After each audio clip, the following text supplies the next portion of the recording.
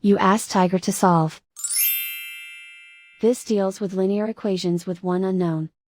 The final result is h equals 3/8. Let's solve it step by step. Simplify the expression. Expand the parentheses. Multiply the coefficients. Simplify the arithmetic.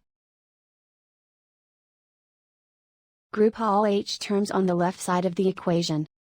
Add 5h to both sides. Group like terms.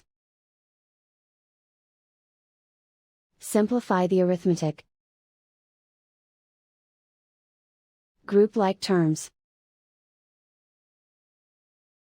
Simplify the arithmetic. Group all constants on the right side of the equation. Add 2 to both sides. Simplify the arithmetic.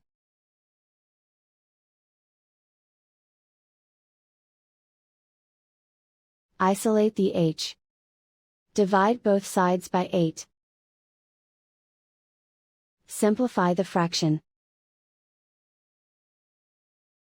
And so the final result is h equals 3/8.